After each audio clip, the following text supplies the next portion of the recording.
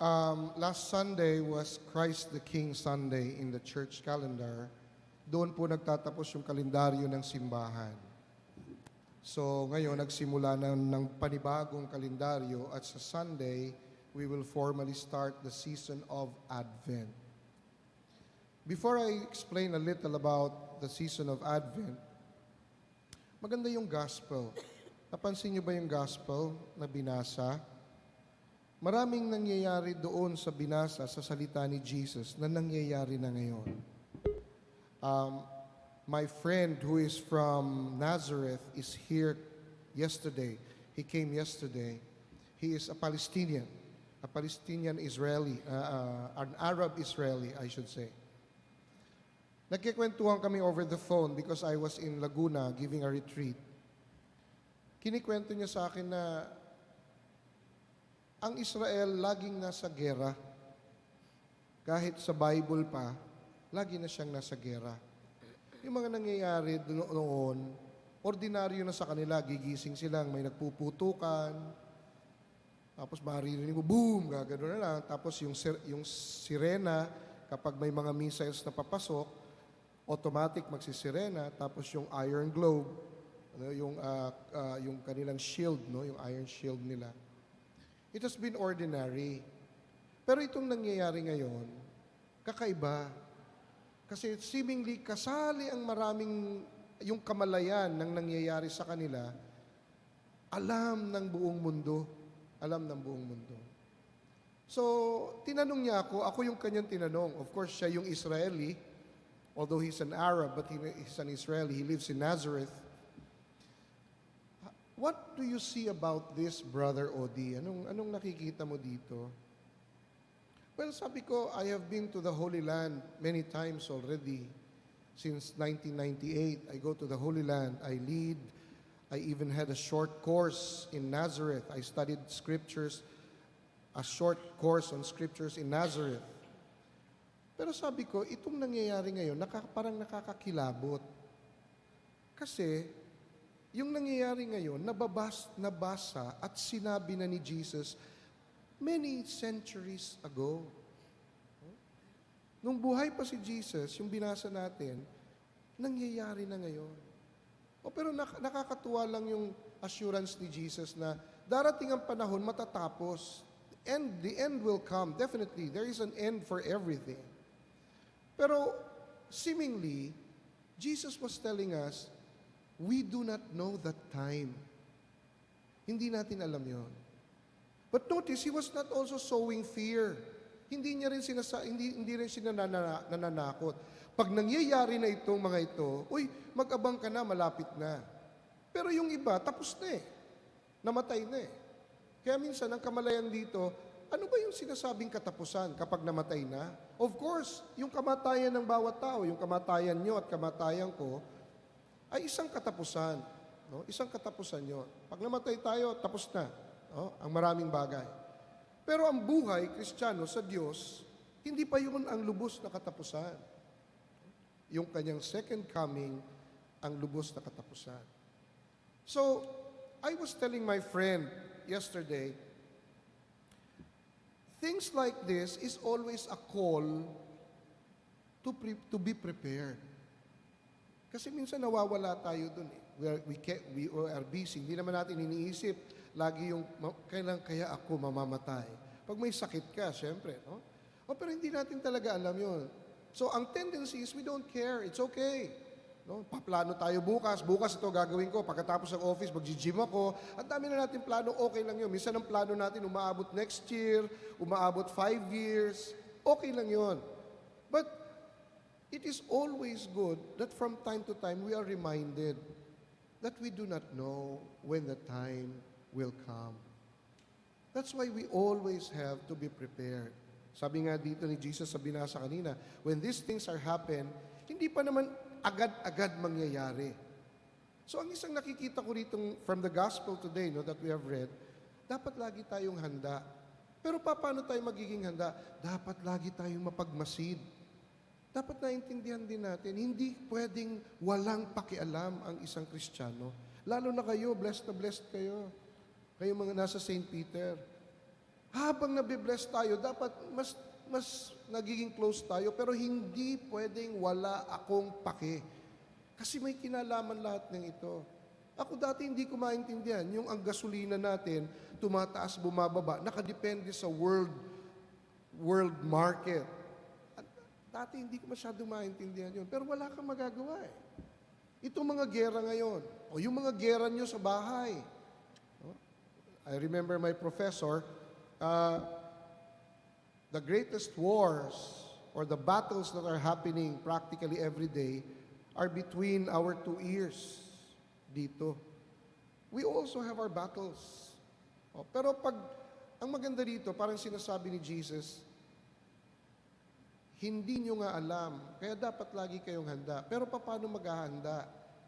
There is a point in the gospel, I hope you noticed, I am He. Bigla siyang turo sa sarili niya.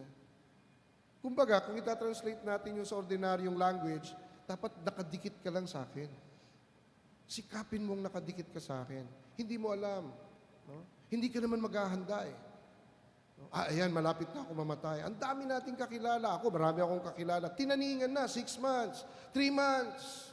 Nag-iyakan na. Nakapirma na sa St. Peter. Nakahanda na yun. Nakaporma na yung St. Peter. Buhay pa hanggang ngayon. Problema pa nga eh. Ang kulit. No, buhay pa. We do not really know. But the point is, Jesus presents Himself. No? Jesus presents Himself. In your preparation, it's not just a preparation of calling St. Peter, making sure that your wealth, na yung burol mo maganda, kung anong... No, it's not just that. He presents Himself, I am He. Kailangan ninyo ako, huwag kang bibitaw. Natural yung makakalimot ka pag sobrang busy ka, may deadline ka, makakalimot ka. Pag nag-i-enjoy ka, makakalimot tayo. No? Pero huwag natin kalimutan that at any given moment, kapag tinanong mo ang sarili mo, handa ba ako? O handa ako. Kasi, na kay Lord ako. Na kay Lord ako. I will be counted. And I'd like you to share this with your children, with our friends who seemingly are very worldly. No? And because this is important. That is why, even in the church, there are seasons. No? There are seasons in the church. Like in other countries, there are 4 seasons. In our country, we only have 2 seasons. Ang simbahan din, habang sumasabay ka, may seasons din. Nasa Shepherd's Field kami kagabi. Sa Silang, doon sa aming maliit na retreat house. Nakatingin kami mag-asawa nung gabi na kasi maraming Christmas lights. Ako nagdadasal ako kahapong umaga paggising ko, Lord, paarawin mo naman para yung mga solar,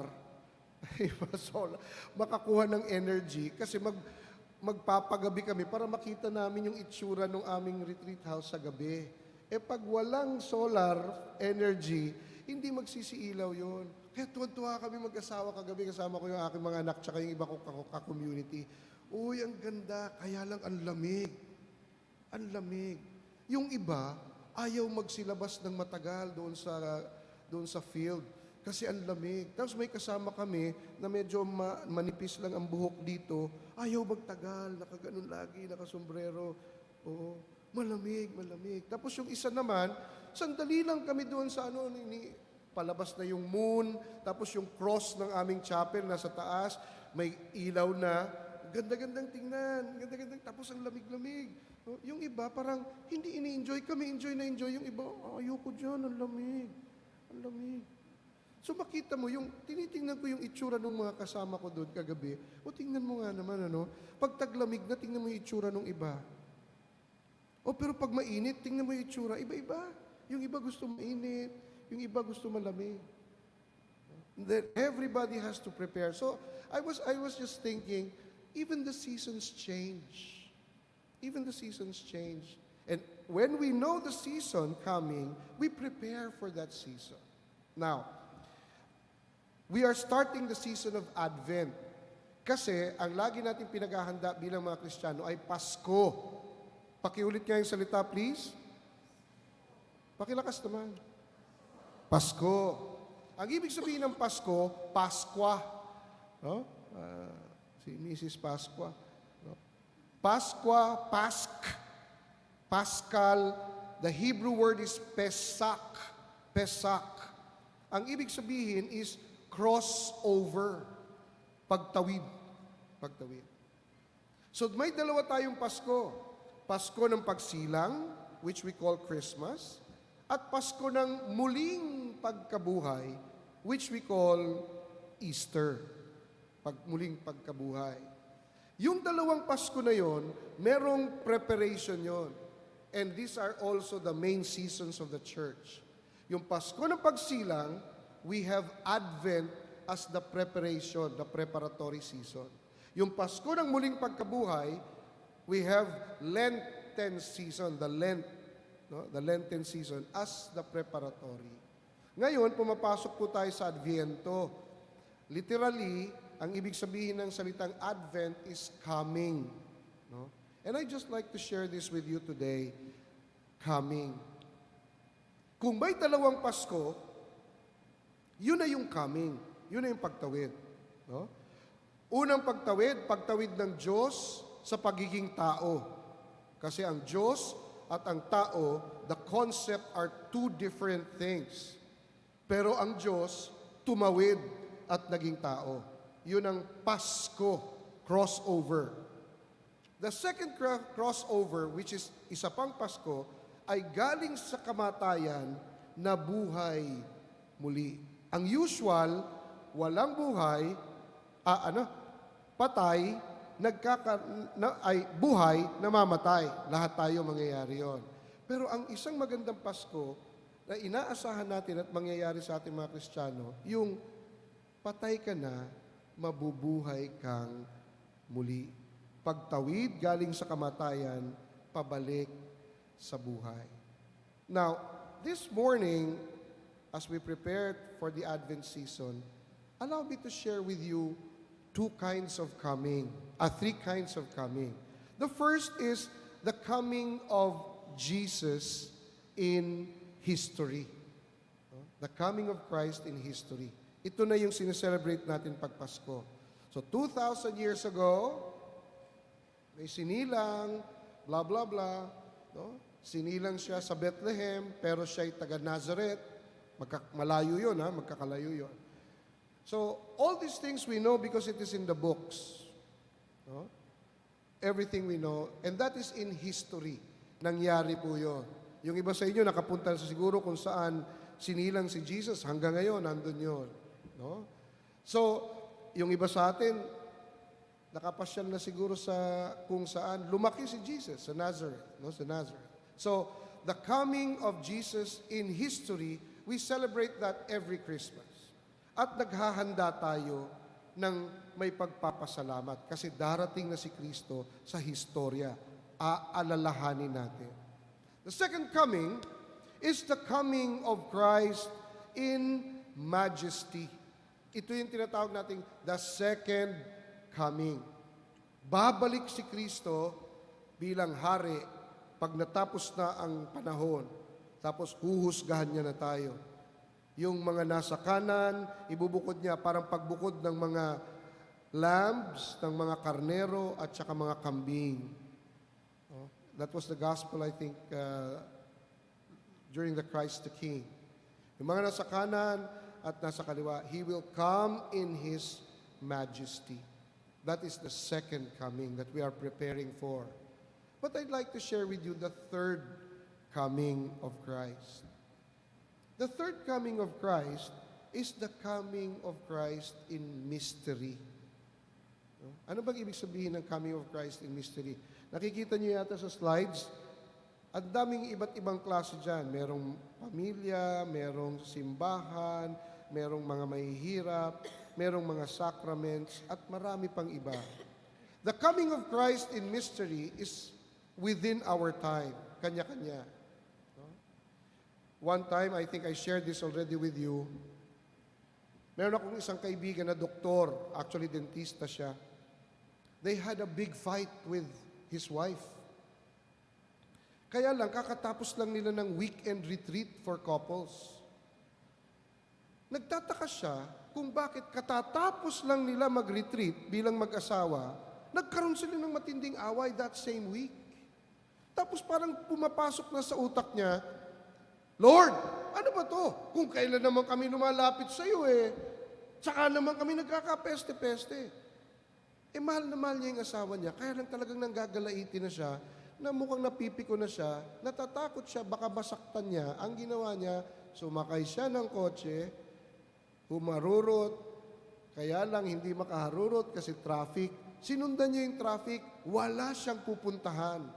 Pero doon sa loob ng kotse, yung init ng ulo niya, terrible. Pero ang kausap niya na ang Diyos. Ano ba yan, Lord? Ano ba yan?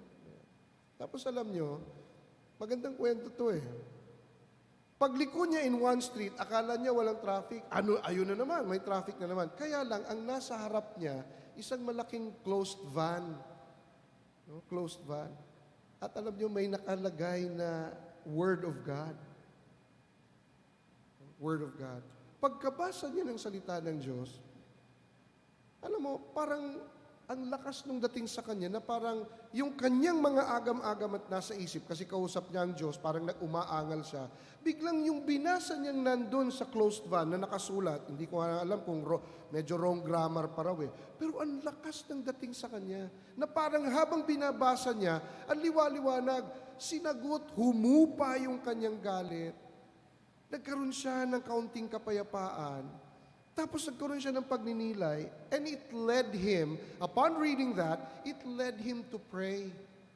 That he even parked by the roadside, he prayed, because they just came from a retreat, and then he made his way back to the house.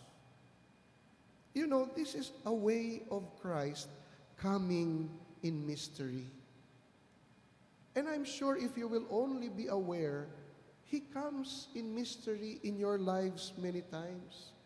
Sometimes even in a very unexpected way. Kaya lang dapat, sensitibo tayo. Lalong-lalo na kapag may mga problema tayo. Lalong-lalo na kapag bagsak ka.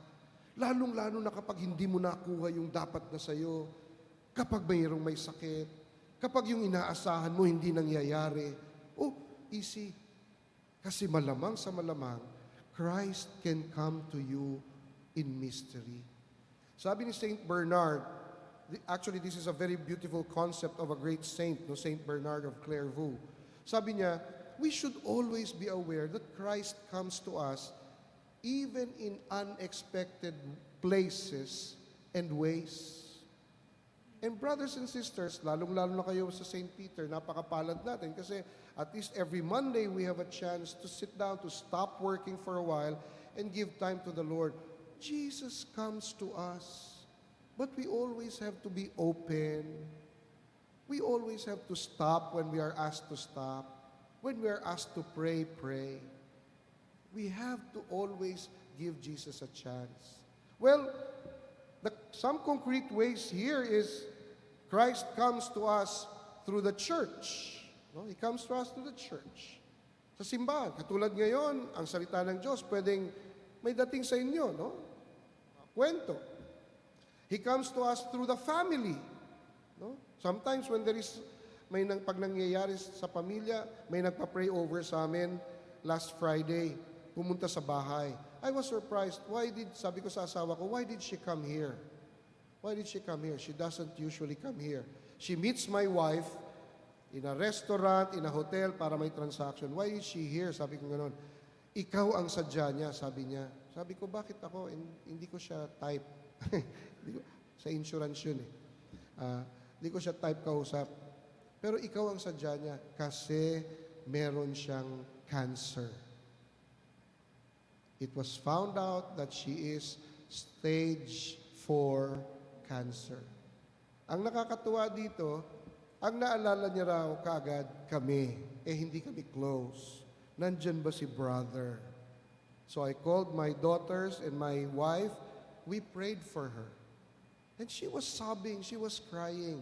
Kasi may nasabi rin ako, Lord, purify this person, not only of her sickness, but of her ways that are worldly.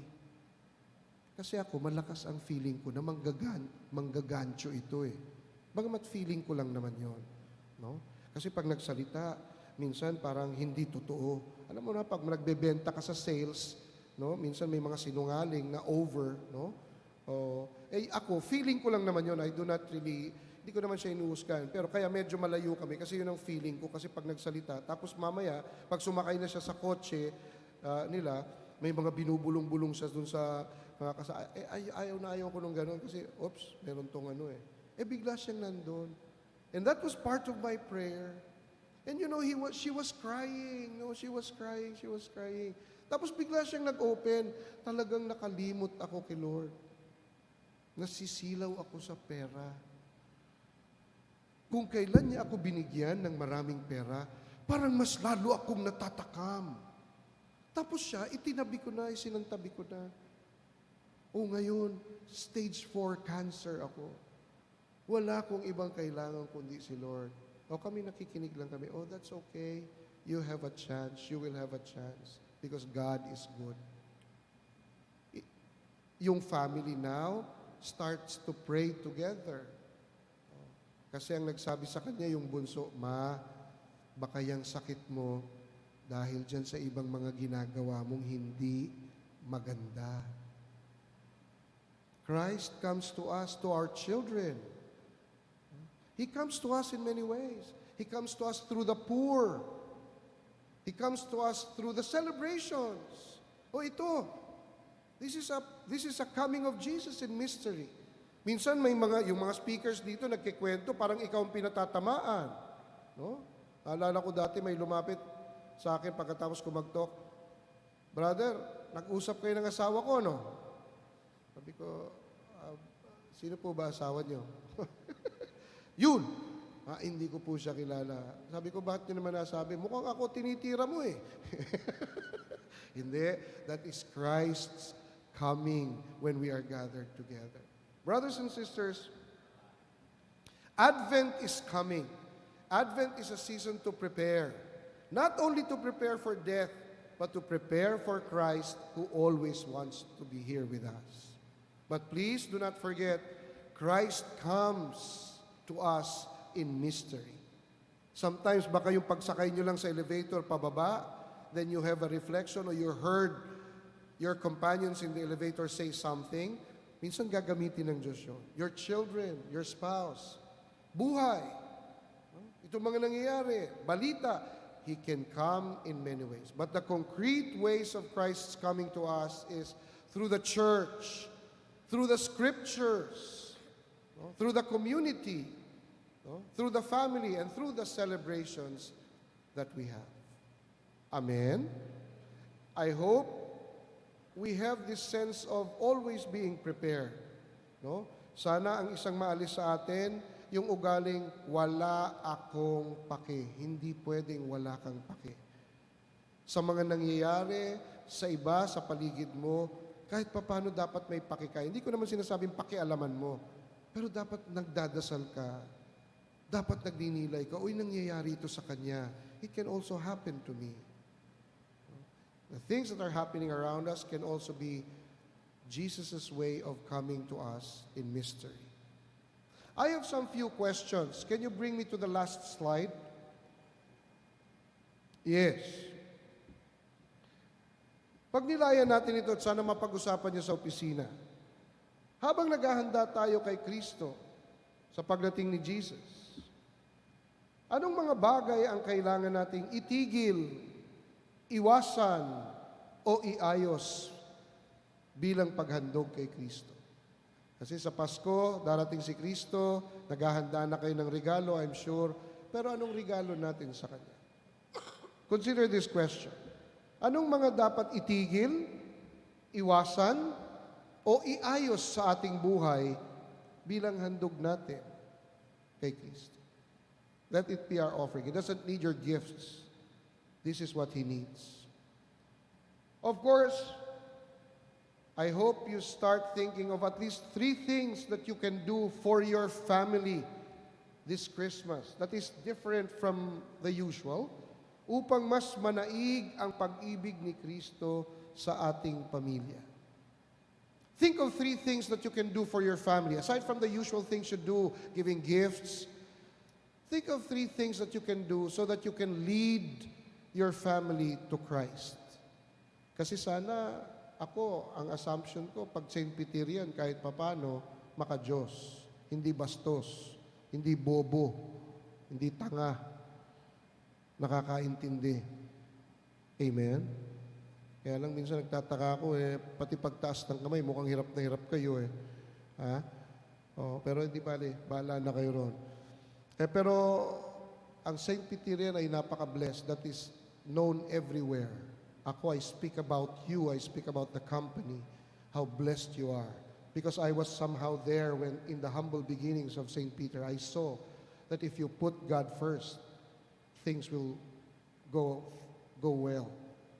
Now, in your own little way, as we prepare for Christmas, think of 3 beautiful ways that you can do for your family, no?